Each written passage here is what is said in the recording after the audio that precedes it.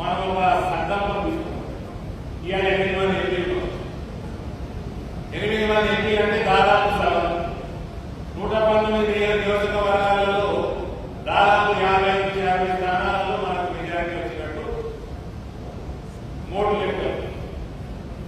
రాబోయే అసెంబ్లీ ఎన్నికలలో పార్లమెంట్ సభ్యులకి జిమ్మెదారీ ఏంటి, అసెంబ్లీ సభ్యులకి జిమ్మెదారీ ఏంటి, పార్లమెంట్ ఎన్నికలలో ఓడిపోయిన వాళ్ళు కూడా 2వ స్థానంలో నిలిచిన వాళ్ళు చాలా మంది ఉన్నారు.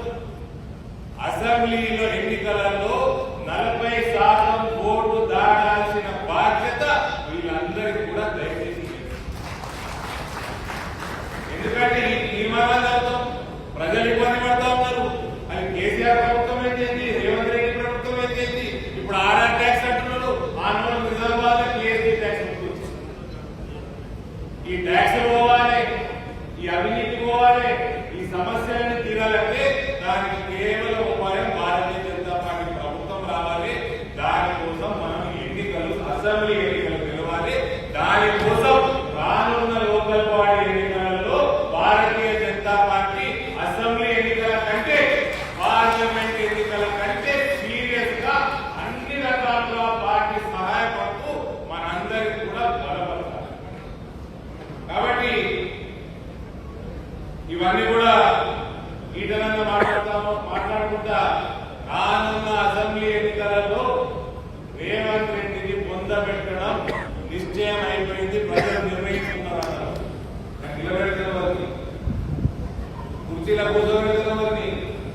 దానికోసం మనం చేయాల్సిన పని, ప్రతి నియోజకవర్గంలో బలమైన అభ్యర్థి, ప్రతి నియోజకవర్గంలో 40% ఓటు పైన వచ్చేటట్టు ప్రణాళికలు ఈ లోకల్ బాడీ ఎన్నికలతో మొదలైంది.